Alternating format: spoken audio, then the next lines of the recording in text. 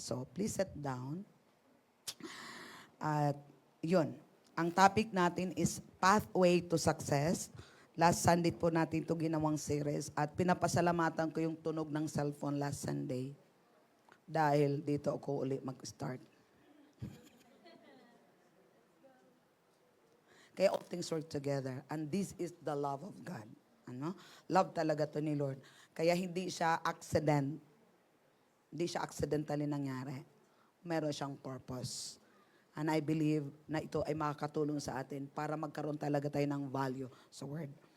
At congratulations kay Lani at kay Marvin. Kinasal sila ni Marvin after 21 years, last Wednesday. At nung doon kami sa korte, kasi sa judge sila kinasal. May nakalagay doon. Ano yung nakalagay doon, Ate Pong? Si Ate Pong. Ano nakalagay doon, Ate Pong? Sa court? Bawal ang cellphone. Please turn off your cellphone. Tama? Turn off your cellphone. At narinig ko si Ate Pong. Nung pumasok ko, turn off your cellphone. Sa harapan ko, turn off your cellphone. Pag ito, halos tagtag yung ng turn off your cellphone. Tapos narinig ko si Ate Pong. Sa church, pag tumunog ang cellphone, labas. Tapos doon ako nagkaroon ng realization at ang understanding. Ang cellphone hindi natin kaaway. But we put it in the right place. We use it in the right place. Amen? Kung doon nga sa court, ganun sila ka-stricto.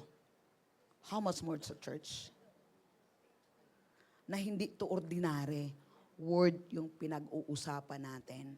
Si Lord mismo, God is speaking to us through the preacher.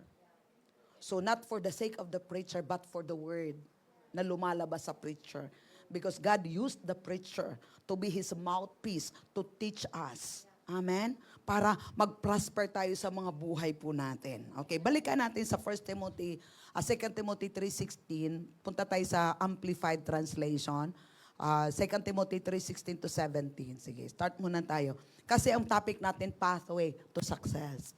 No? Kaya kailangan natin na maintindihan natin yung Word of God. Kasi in the beginning is the Word of God. 2 Timothy. 2 Timothy. Praise the Lord. Okay. All Scripture is God's breath. Hininga.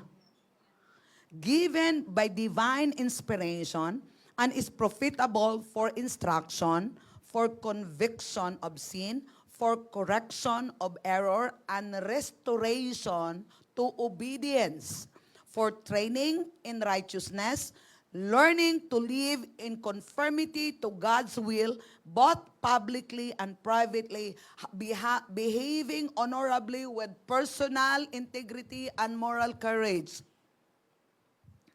so that the man of God may be complete and proficient, outfitted and thoroughly equipped for every good work. Diba?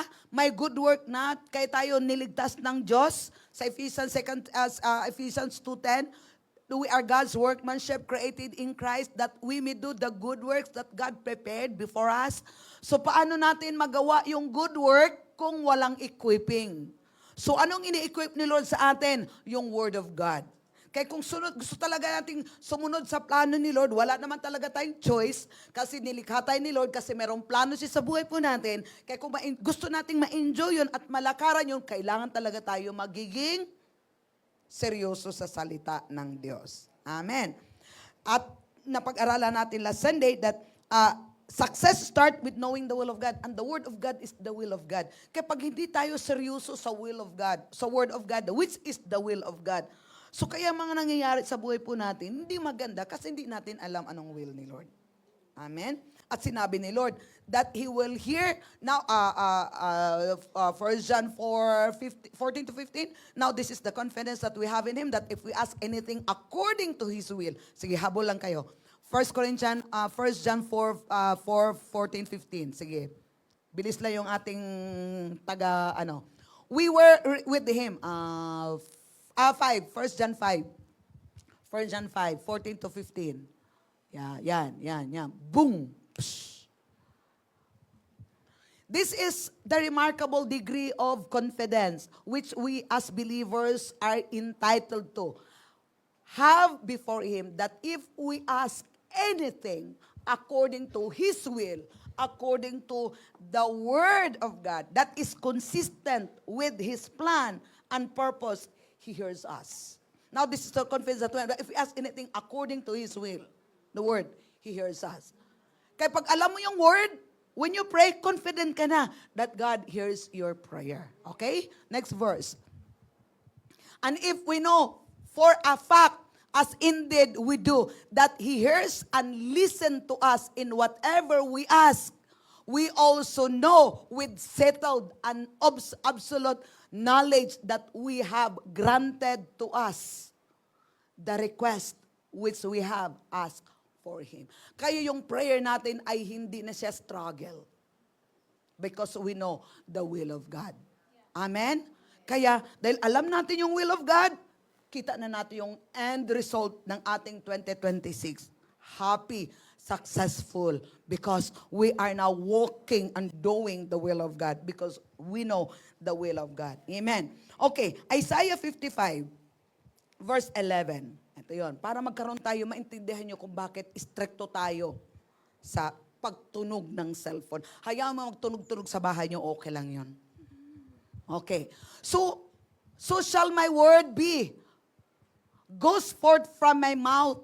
Look, the word that goes out from the mouth of God, it shall not return to me void, but it shall accomplish what I please, and it shall prosper in the things which I sent it. The word of God will prosper us. Our prosperity is in the word of God. Kaya pag hindi tayo seryoso sa word of God, hindi natin ma-experience yung prosperity. For I know the plan I have for you, plan to prosper you. So saan talaga ang prosperity? Sa word. Look, and it shall prosper in the thing for which I sent it. Psalms 107, verse 20. Tingnan natin. Punta muna tayo sa word. Ito na ngayon si Lord. Nagsisend si Lord ng word sa atin. Yung pagpipreach dito, yung mga preaching, God is sending the word to us. At nasa atin yung kung i-receive natin o hindi. He sent His word and healed them and delivered them from destruction. Pag meron tayong kailangan, anong ipapadala ni Lord? Word. Hindi pera yung ipapadala ni Lord. Hindi gamot ang ipapadala ni Lord. Word. Okay, so word. Proverbs 4 verse 23. Tingnan natin. 22, akyat sa 22. Look, for they are life to those who find them, and health to all their flesh. The word is medicine. Okay, akyat tayo sa 20. My son, give attention to my words. Incline your ears to my saying. Okay. Do not let them depart from your eyes. Kaya dapat araw-araw. Kung si cellphone pagising mo sa umaga, si cellphone kaagad silip. Dapat si Bible din silipin. Araw-araw. Do not let them depart from your eyes. Keep them in the midst of your heart. Kasi yung heart natin yun yung ground. Habang nag-feed tayo ng Word of God, you know what? You are sowing seed in your garden. Our heart is our garden. Kaya kung anong nilalagay mo, ikaw, kunyari, nagtanim ka ng Word. Okay, seed yun, pumasok sa puso mo. Ngayon, nagtanim ka naman ng iba. Kaya yung garden mo, ang gulo. Kung ano yung mga umuusbong. Kasi hindi ka namimili ng seed. Lahat ng Word ay seed. Okay, next. For they are life to those who find them. Tingnan natin sa NLT. Gusto ko yung medicine. Basta mayroong isa. For they are bring life to those who find them. Word. Kailangan natin ng word. Amen? Tapos ito pa.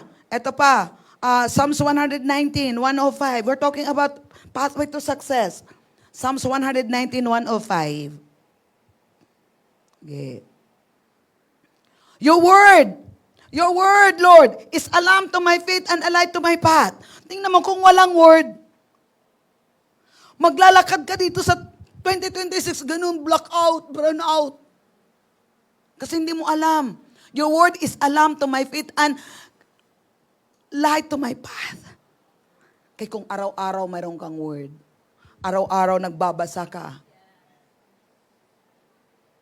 araw-araw maliwanag ang buhay mo. At sinabi pa ng Bible, the path of the just become brighter and brighter. Kung wala kang word, subukan mong gabi, tapos magtipid ka ng kuryente, yung magbukas ng ilaw.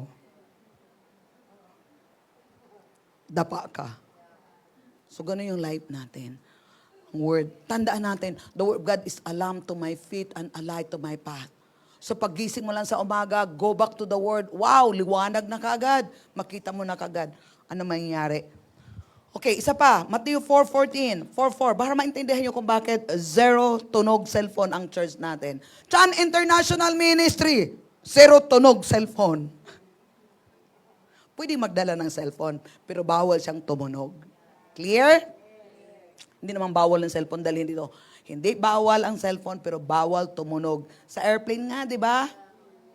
Anong sabi kagad ng mando kada ng captain?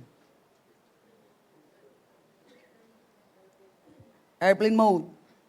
Dapat ganun din tayo. Holy Ghost mode. Nasa mode na tayo ni Holy Ghost. Okay, but Jesus told him, no, that the scripture, people do not live by bread alone, but by every basa.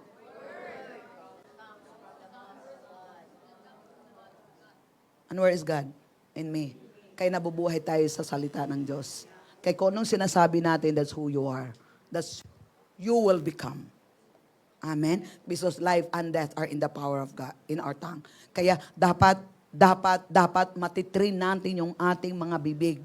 Kaya yung pag ang ating mind hindi change, yung word natin hindi change, yung condition ng life natin hindi change. Kasi ang pagbabago nasa loob. Amen? Hallelujah. Sinabi niya, ang kabataan ay pag-asa ng bayan. Ang totoo, ang salita ng Diyos, ang pag-asa ng bayan. Ang salita ng Diyos.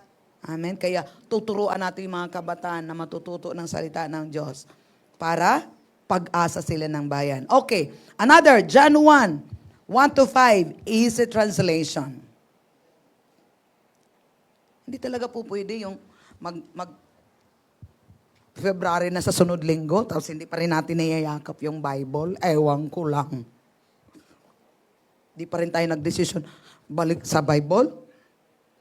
Wala talaga. Sa easy translation, in the beginning, the Word was already there. Para di tayo malito. The Word was with God. The Word was God. So kung every day, kaya nga alam nyo, yung salita ng Bible, nung sinilang tayo, may Bible na eh.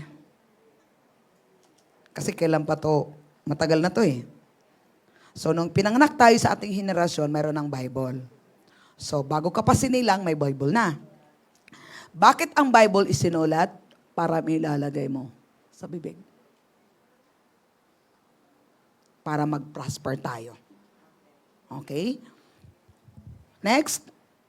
He was with God from the beginning. Sinong was with God? The Word. Kaya pag nasa Word ka, you are with God. Next verse.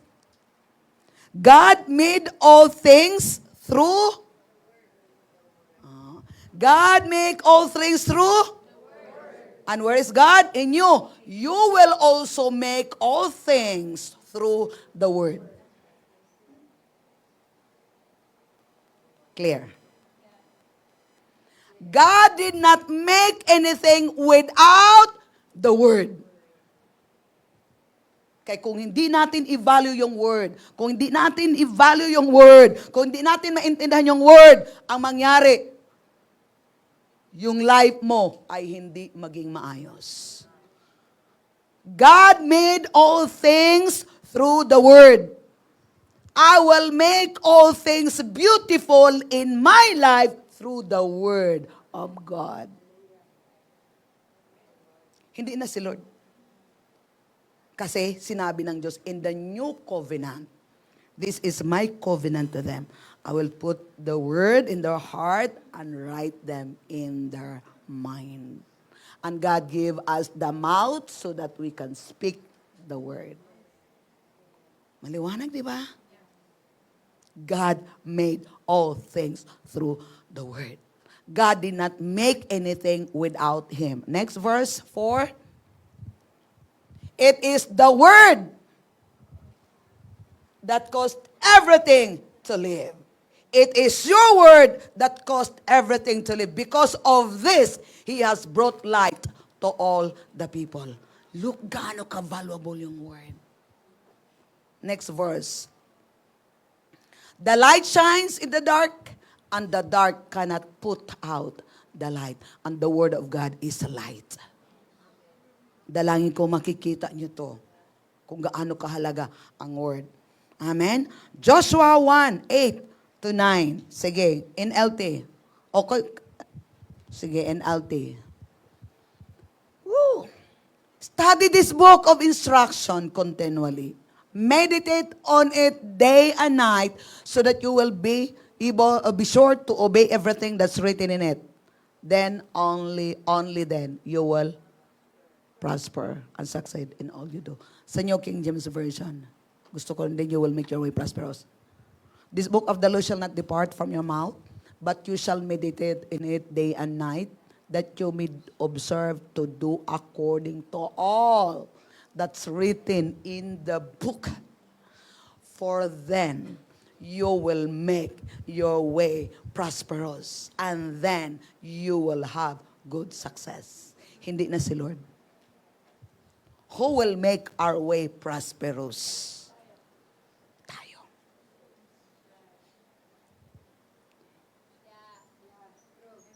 Hindi tatay mo? Hindi yung company mo? Hindi magulang mo? Hindi kapatid mo? Ikaw, ako. Then, we will make our way prosper. Education mo? Profession mo? Zero. Kahit na anong profession mo, kahit na kung mayroong tao ditong 15 profession. Kung mayroong tao man dito sa mundo 15 profession, pag walang word. Sino yung sa yung flood control? Nakita ko lang yun. Ang pangalan yun, nagbigti. Ha? Cabral? Nakita ko lang yun. Ang dami niyang natapos eh. Ang talino niya eh. Pero nangyari, bangin. Kaya hindi natin ipagyayabang yun. Only the word can make us prosperous. Kayo yung mga anak nyo. Mga anak ko kayo eh. Yung mga anak nyo, biological, ang ituro nyo kung gusto nyo mag-prosper, ituro nyo salita ng Diyos. Hindi, anak, gusto ko, paglaki mo, ganito ka, paglaki mo, ganito ka, paglaki mo, ganito ka. Kasi maraming pera dito. Tumigil kayo. Pinapatay nyo yung future ng anak nyo. That's a world system. Ito, maliwanag. Turuan nyo ng salita ng Diyos. Turuan nyo mahalin ang salita ng Diyos. Turuan nyo sumunod salita ng Diyos. Bakit? Kahit ikaw magulang, hindi mo kaya silang i-prosper. Kahit sila mismo sa sarili nila, hindi nila kayong ipaprosper. Kahit na sangkatutak na diploma doon sa pader. Ito ang salita ng Diyos. Then you will make your way prosperous. And then you will have good success. Hindi lang success, good success. Amen? Tuloy na tayo. Naintindihan nyo na. Chan International Ministry, 0 tunog cellphone. Bakit? Our Father God, we want. I want. Ewan ko sa inyo. I want my way. I will make my way prosperous. Matutuwa ka bang katabi mo may tapikin mo, tumigil ka. Kung ayaw mo mag-prosper, lumabas ka. Gusto ako mag-prosper. Huwag mo kong disturbuhin. Nakuha natin? Clear ba? Clear? Clear? Clear? Can I ask permission to go farther now? Praise God. Gusto tayo mag-prosper. Okay, number 2. Pathway to success. Guard what reveals to you. Diba? The will of God. Start to know the will of God. Ngayon, the Word of God is the will of God. Ngayon, kung ano yung nire-reveal ni Lord sa'yo, i-guard mo yun. Sige, Deuteronomy 29:29, please. Okay. Deuteronomy 29:29. The secret things belong to the Lord our God, but those things which are revealed belong to us and to our children forever, that we may do all the words of the law. Kaya ni-reveal ni Lord yung word, kasi ito mystery ito eh. Diba? Kaya kailangan natin magbasa ng Bible, hindi lang to get knowledge, but to have a revelation, to get a revelation of the word. And then, once na-reveal na ni Lord, na-enlighten ka na, naliwanag na siya, nag-illuminate na yung word of God, now you have to do it. Once you heard from God, protect that word. I-protect mo yun. May plano si God sa buhay ko. Ay, oo nga, may plano si Lord sa buhay ko. Ang plano ni God, i-prosper ako. Kapatid, i-protect mo yun. At sinabi ng Bible, yung word of God talaga yung mahalaga, i-protect mo yun. Kasi pag hindi natin yun i-protect, mapapahamak tayo. Even who received divine revelation, even Peter, when he received a divine revelation about Jesus being the Son of God, turned around and tried to talk Jesus out of his assignment. That's human nature. It wants no reason with the supernatural. Basahin po natin sa Matthew 16, verse 13 to 24. Tingnan natin sa New King James Version. Okay. Ito yun. Kaya huwag tayong magkampante.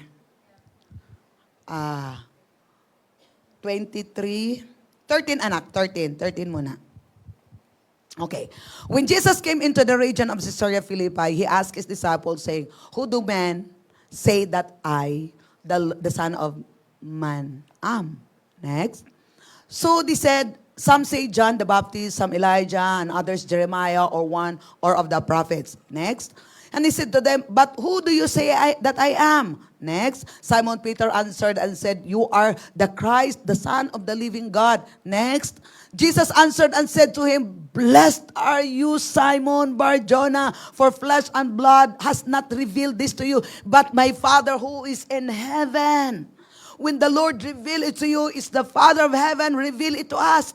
And then what happened? "And also I say to you that you, Peter, and on this rock I will build my church, and the gates of Hades shall not prevail against it." Next, back.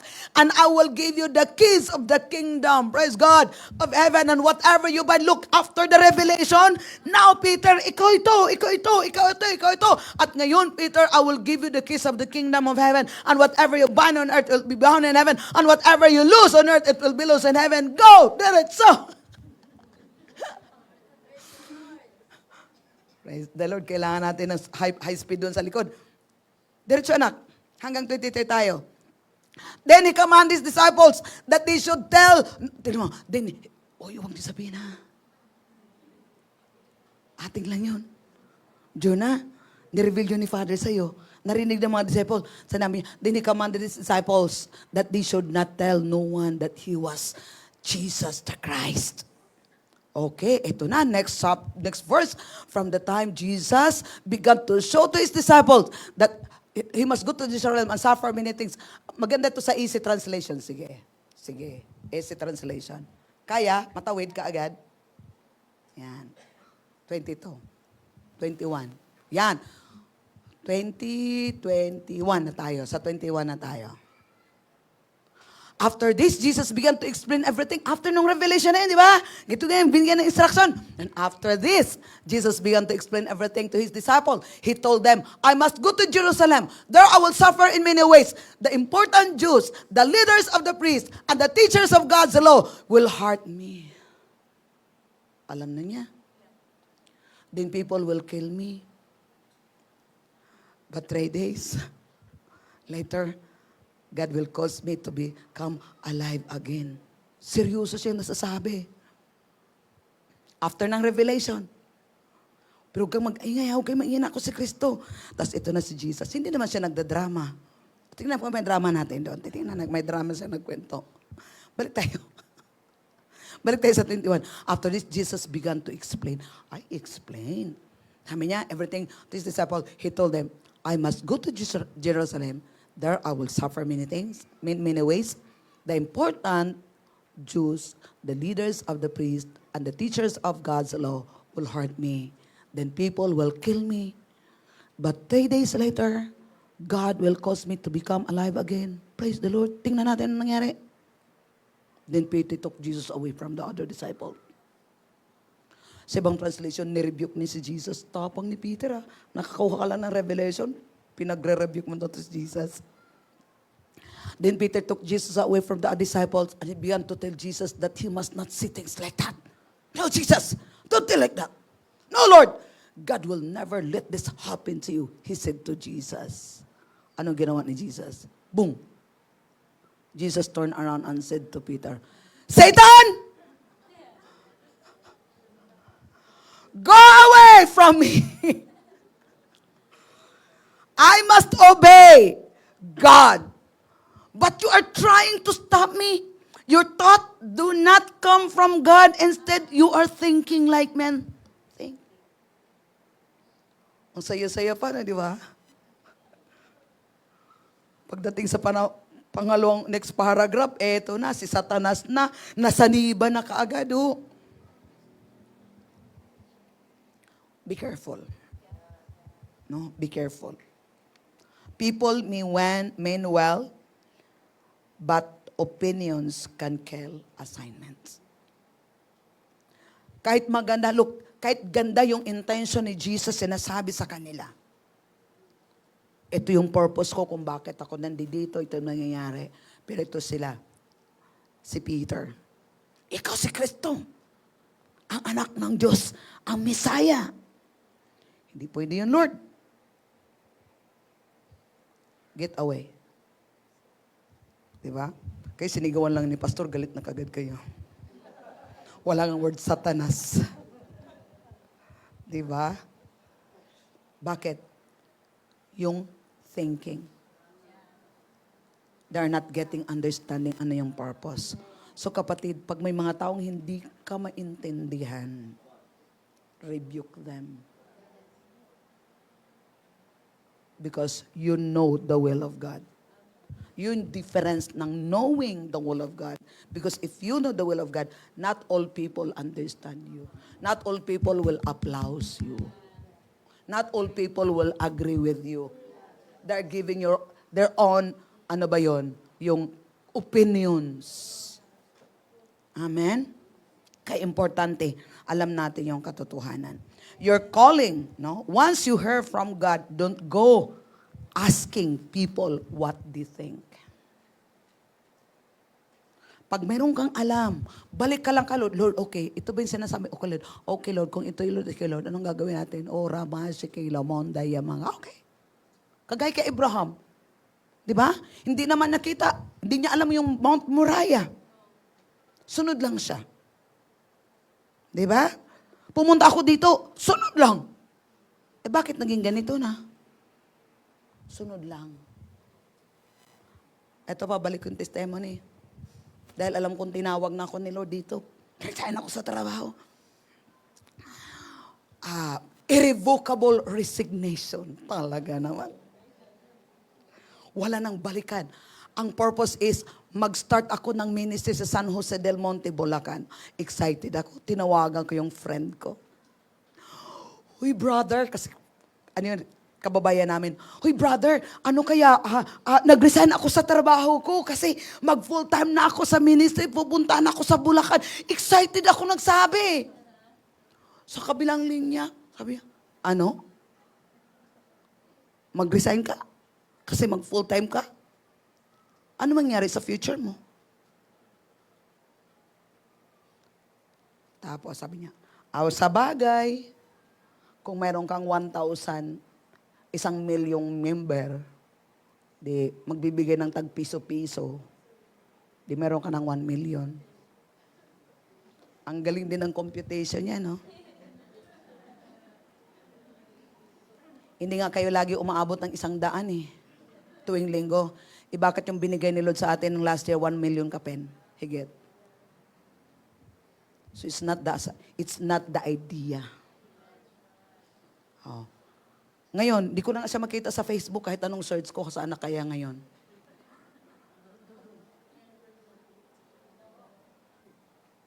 Nakuha natin. If you are confident that this is what the Lord called you to do, kahit anong opinion pa ng iba, kahit anong sasabihin ng iba, so what? I will follow the plan of God. Amen? Then along daw makikita nyo yung result ng pagsunod. Bakit? You will make your way prosperous if you meditate the Word of God. Amen? Your calling is a fragile in its early stages. So you need to guard it. Speak life over it. Surround yourself with voices of faith, not fear. Kung alam mong mayroong calling si Lord sa'yo, alam mong tinawag. Kasi nung alam kong tinawag ako, alam ko talagang tinawag talaga ako ni Lord. Wala akong magagawa. Kahit saan ako magpunta, sa sasakyan may makikita akong word. Pag maglalakad ka, mga puno, parang nangungusap si Lord. Tapos nabasa ko pa yung Bible sa Psalms, kahit doon sa ilalim ka ng lamesa, ando doon si Lord. Wala kang magagawa. Yes, Lord, here am I. Lord, send me. Di ka magatakas. Pagpasok mo sa church, bungad pa lang ng pastor, ikaw na yung kinausap. Pagbasa mo ng Bible, naiiyak ka na lang kasi ikaw yun eh. Walang lusot. Kung matapang kayo, kung matigas yung ulo nyo, grabe ako katigas eh. May preacher. Tapos ang ganda talaga ng illustration ng preacher. Sabi niya, ang tao daw, parang poste. Di ba yung poste na malalim yung baon ng foundation ng poste. Tapos kailangan yung gaganong-ganon, no? Bago maangat. Habang tinuturok yun, kompleto kayo yung notes ko nun. Kasi nakikita kong ako talaga yun. Na parang,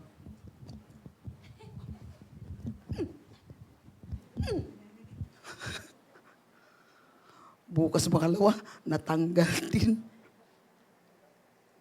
Ganon yung heart ko. Nakita kong sarili ko para akong poste. Na nakabao, nakadikit doon. Pero walang magagawa kasi kailangan pilitin ka talaga. Yun yung mga season na napakasakit. Parang ipin. Oh, talaga naman. Flash talaga. Dami talagang flash. Pero bukas makalawa, salamat sa mercy ni Lord. Hanggang, okay na Lord. Go na. Kasi pag hindi mo bitawan yung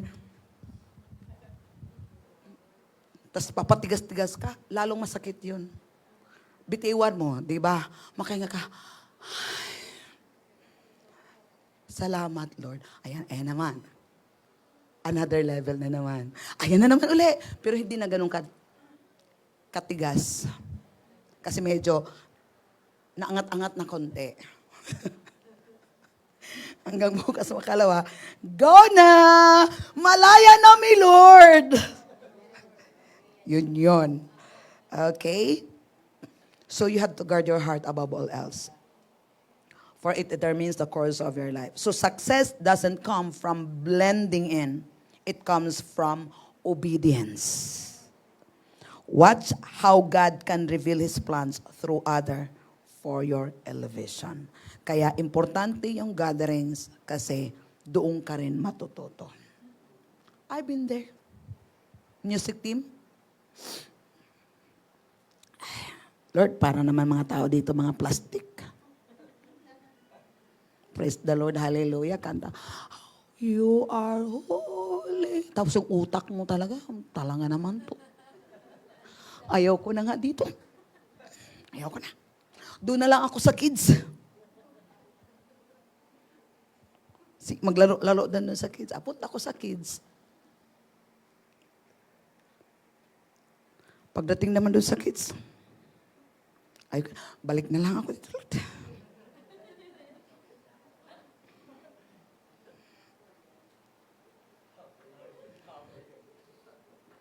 Hanggang na-overcome. Okay, anong natinoro doon? Hanggang hindi ako pinapaalis ng Diyos. Tumakas ako doon. Ayoko na kasi mga ipokrito yung mga tao, mga plastic. Dito nga lang ako sa kids. Doon nga sa kids, balik ka doon. Tapos kumakanta na sila doon. Kasi wala ka na eh. Naiinggit na naman, dapat ando doon ako.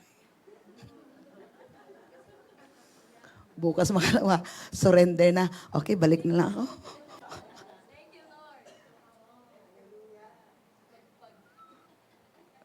Salamat sa 6 na taon noon. Nag-graduate din. Kaya andito ako sa iyong harapan. Kaya mga drama nyo, I've been there. Amen. Praise God. Bakit may plano si Lord? So, ano yung tinuturo ni Lord doon sa mga buhay po natin is your faithfulness and obedience. Faithfulness and obedience is inseparable.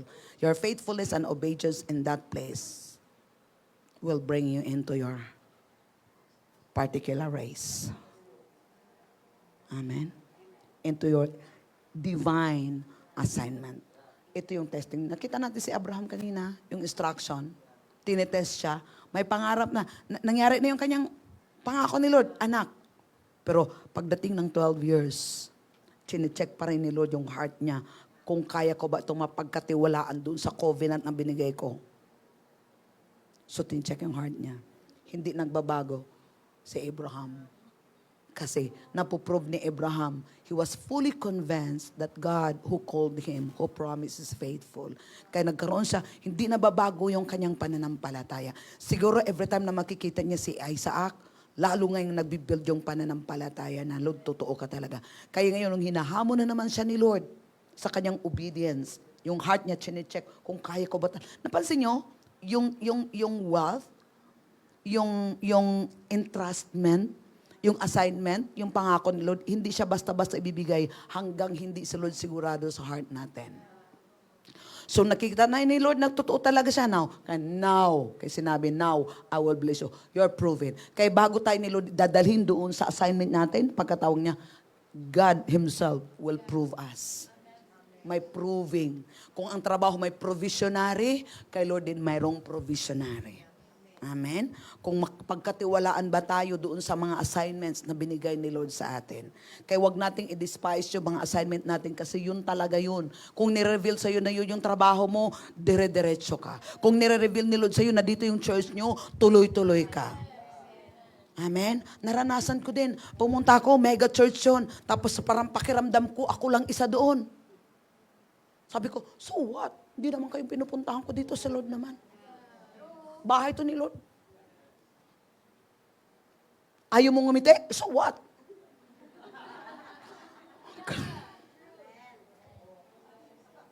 Because you know who you are.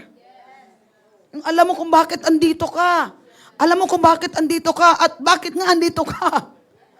Kaya dapat, bakit andito ako? Anong ginagawa ko dito? Kaya pag makita mong hindi ka aya-aya sa paningin mo, bahala ka sa... Tapos labas ka. Balik ka ulit. Balik.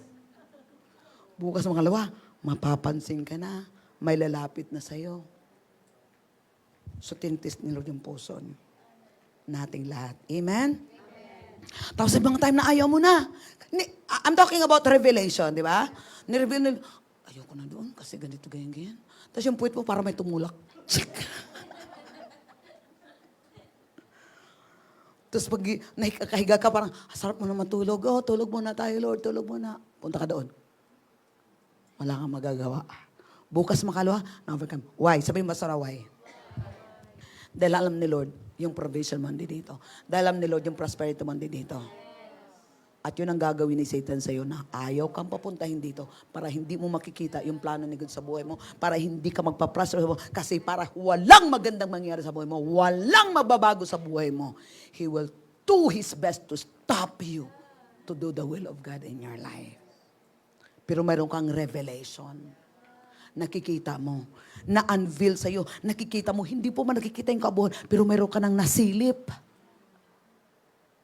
Tapos habang tuloy-tuloy ka, yung nasilip mo yung unti-unting lumalaki hanggang,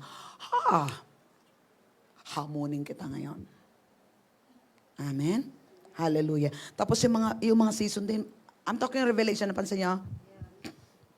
May mga season din sa buhay po natin parang hindi na lang ako natantanan ng problema.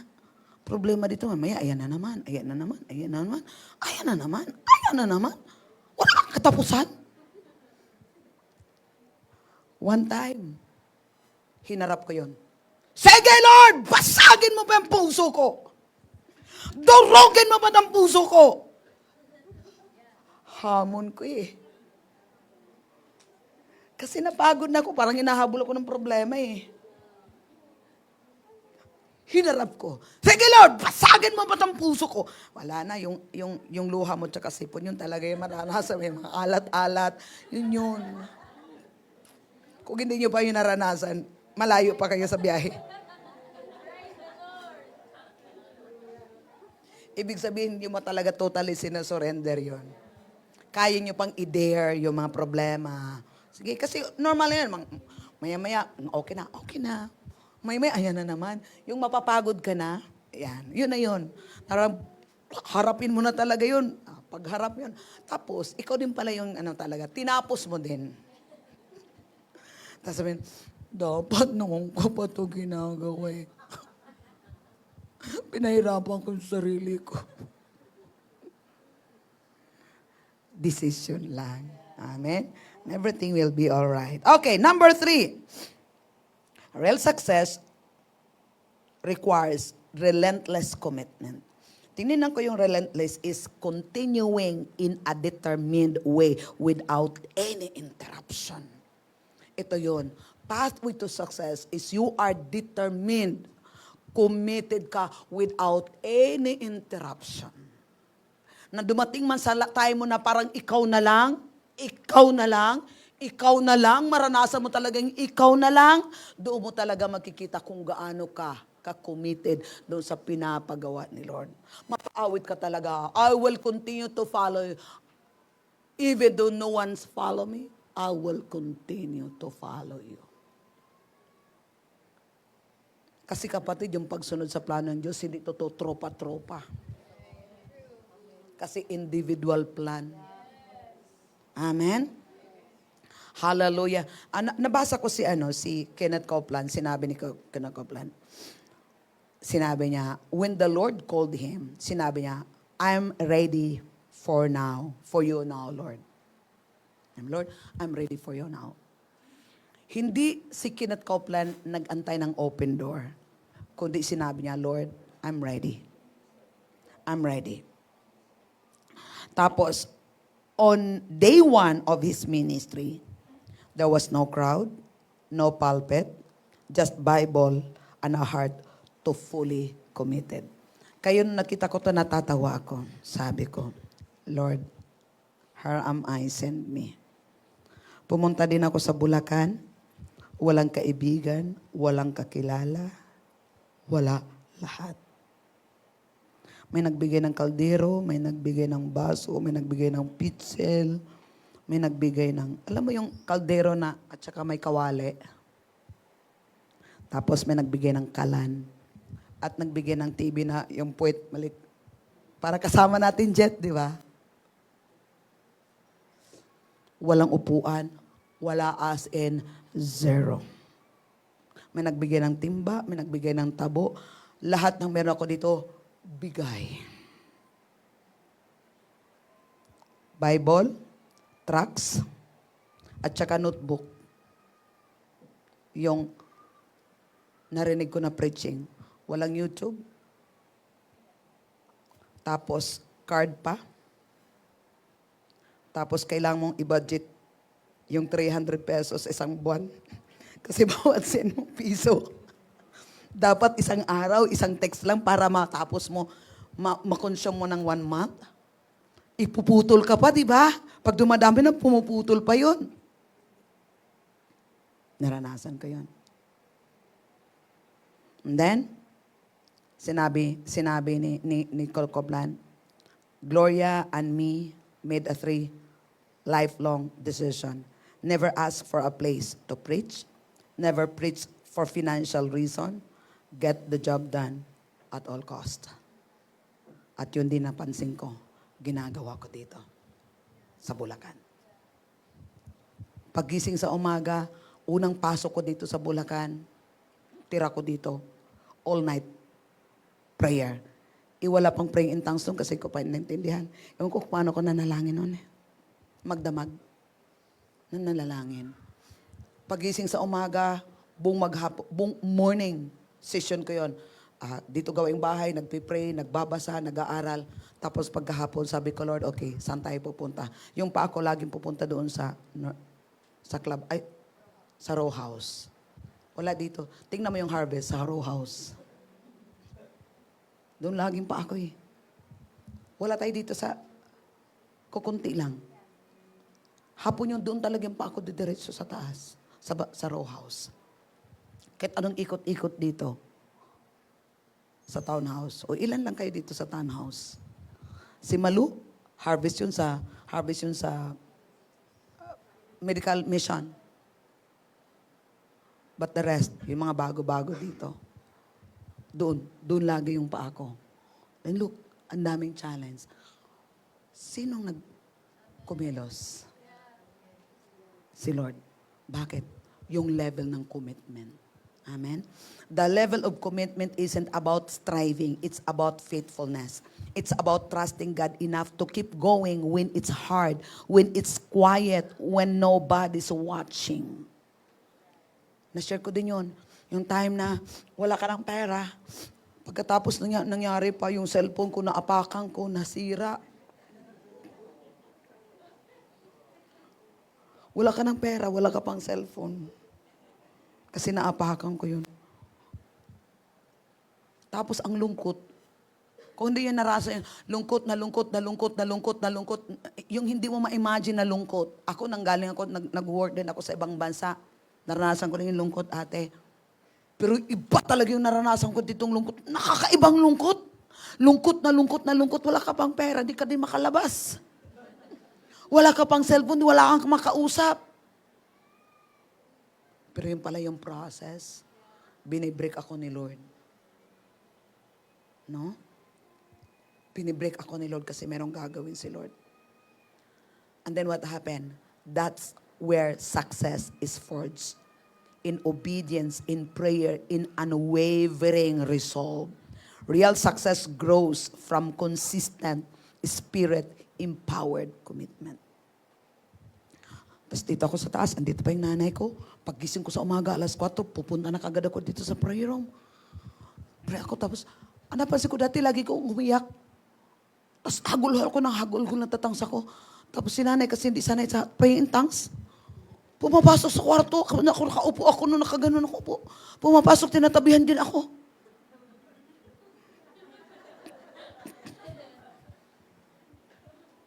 Kasi nag-alala siya, bakit ako ngawa doon? Hindi niya ako naintindihan na kinakausap ko si Lord, ngawa ko, pumapasok. Parang si Hope at saka yung kanyang 3 friends. Tapos sabihan pa akong, praying in tongues daw. Pag nagpi-pray in tongues daw, kausap daw. Sa demonyo daw yun. Sa demonyo yan. Tapos gano'n siya. Sa demonyo yan. Anong sa demonyo? Nakita mo si pastor na gano'n. Si Pastor Dave Sobrepina, nagpi-pray in tongues din. Nakikita mo si Pastor Dave Sobrepina, demonyo yun.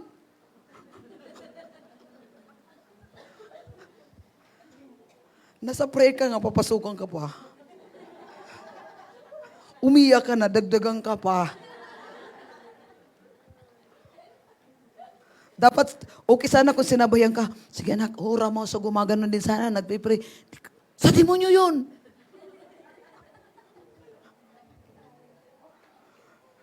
Diba? Kaya ganun ako katapang ngayon. Nakita ko yung result. Amen? Yung unresolved commitment. Na kahit anong mangyayari, Lord, kahit anong mangyayari. Ewan ko, i-practice niyo because ito yung nangyari sa akin. Lalo yung mga challenge na yung talagang parang, nakarelate kaya? Yung sasama, yung, grabe na to! Grabe na talaga to! Yung parang katapusan na ng mundo. Parang kung kaya mong yung maramdaman mo yung, kumbaga yung stick. Nasa dulo ka na. Experience niyo yun? Kung wala pa, alayo niyo pa talaga. Yung may challenge kayo sa buhay niyo, na pero dito okay pa kasi parang meron pang, okay. Yung alam mo ba yung may masandalan ka pa, may makakausap pa ka, may tutulog. Pero yung andito ka na sa dulo, na parang nasa bangin ka na kunting, nasa sa'yo magdesisyon kung bibitaw ko o hindi. Kung bibitaw ko, laglag ka. Nag-experience kayo ng, ang layo niyo pa talaga, kaya sige, patuloy tayo talaga, ang layo niyo pa. Yun yung mga moment na yun. By the grace of God, na doon ako sumisigaw, Lord, kahit anong mangyayari, susunod ako sa'yo. Dapat yung mga moment na yun, yung gusto mo nang mag-quit, gusto mo nang bumitiw, dapat ang ilalabos mo sa bibig mo, Lord, kahit anong mangyayari, susunod ako sa'yo. That is commitment. Unwavering, na hindi ka na-wave. Yung heart mo, what's in your heart, doon mo talaga, susunod ako! Tapos yung kaaway nyo, kontra nyo, pamilya nyo, talaga naman. Your best enemy is in your family. Buti na lang, may sasakyan ako. Kaya yung sasakyan ko, maraming ebidensya yun eh. Yung magdadrive ka, asar na asar ka, galing ka sa pamilya mo, asar na asar ka. Doon mo ilalabas na, Jesus! Yung feeling mo, maririnig doon sa katabi ng nagdadrive din. Yun yung mga moment. Pag ginagawa nyo yun, there's something in your inner man. Become stronger. You're building your inner man. You're establishing your decision na, Lord, kahit anong mangyayari, susunod ako sa iyo. And then what happened? The Lord will back you up. Normal yun. Amen? Hallelujah. So your success story starts now. You don't need to chase success. You just need to align with God's process. Kasi mayroon ng plano si Lord. Kaya ganun na yung nangyari sa atin kasi yung flesh natin, mayroong flesh. Kaya yung flesh mo hanggang hindi mo yun let go, yan unti-unti mo nang i-align doon sa will ng Lord. Amen? Ngayon, pag unti-unti na siyang na-align, pag may mga problema, you can smile at the storm. Bakit? Yung place natin, sinabi ni Lord, we are seated with Him in the heavenly realm. Sure yung success mo. Kasi kailangan talaga tayong come up higher. Kasi pag andito lang tayo, hindi tayo mag-grow up, hindi tayo nagde-desire, Lord, I need you more, doon ka lang. Kaya ang mangyayari, yung problema kasi dito lang yun eh. Ngayon, pag umaangat ka, spiritually umaangat ka, you come up higher, may problema dito, kaya hindi ka na ngayon affected. At darating yung time, masasabi mo, you are untouchable, you are immovable, you are unshakable, you are unstoppable, puro ka na an-an. Unshakable, unstoppable, unquittable. O yun, di ano ha. Iba yung iniisip nyo ha. Di ba? Kasi all out ka na kay Lord. Kumbaga yung time na yon wala na, sold out ka na. There's no other thing, Lord. Ikaw talaga, Lord. You are my life. You are my everything. You are. You are my everything. Hindi yung tao. Dapat si Lord yun. Kanino yung kanta? Si Ate, ano yan, alam niyo ni Ate Irene eh. You are my destiny. Dapat si Jesus yun, di ba? So, yun. So, clear na ba? Okay, so, anong kailangan natin gawin? We need to find out God's will. And then refuse to be swayed by other opinion. Alam mo talaga kung anong ni-reveal ni God sa atin, kailangan natin yata yun. And then, commit to the journey no matter what cost. Practice nyo yun. Lord, no matter what happen, I will go all the way to the end. Dapat hindi lang, yung sinabi ni Glyza, di ba? Hindi lang how you start, but how you finish it. So Lord, I will go to the end. No matter what happen, Lord, I will go to the end. I will go all the way to the end. Nothing can stop me. No. Sold na talaga ko. Nothing can stop me. Ang makapag-stop lang sa akin is ako. Kasi pag hindi mo yung gagawin, hindi mo naririnig yung bibig mo magsalita ng ganong salita. Bukas makalawa, you will be deceived. Napupunta ka sa gilid. So kailangan din talaga yung faith natin, yung decision mo, marinig mo lagi araw-araw. Amen? Okay. Success isn't as for a chosen few. It's for those who will believe His word, act in faith, and draw on His strength when the going gets tough. Start now and step boldly into the success God has prepared for you. Do the word. Do the if. Diba? If you obey. Ito yung gawa ni Lord. May laging condition. Sa pangako ni Lord, may laging condition. If you are willing and obedient, you will enjoy. If you observe, if you obey and serve Him, you will. If you, nakuha nyo? So gawin natin yung if. That is the condition, that is our part. Pag ginawa mo yung part, sure na sure. If you remain in me and my words remain in you, ask whatever you wish and it shall be given to you. So lahat sa Bible na makikita mo ng if, do it. Do the if and God will do His part. Amen?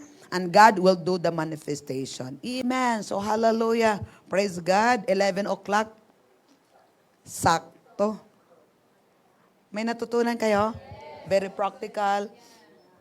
Ulitin ko, pathway to success, know the will of God. Balik kayo dito. At encourage ko po kayo, meron tayo mga materials. I encourage ko to, gawin nyo to. Ako, ilang taon na to, mga siguro 2022, 23. Mula ito ni-release. Kailan ba ito ni-release? Hindi ko lang alam kung kailan ito ni-release. 21, 22, 22, 23? Kailan na-release? Ate J? 23. O, kung 23 ito ni-release hanggang ngayon, araw-araw ko itong ginamit. Wala akong absent dito. Pag nag-absent ako, sa 1 to 30 ito 1 to 31. Pag nag-absent ako, dinodoble ko. So, nagiging manual siya sa akin. Bigyan kita nito. Regalo ko sa iyo. Praise God. Amen. So, tayo tayong lahat. Let's pray. Woo! Hallelujah!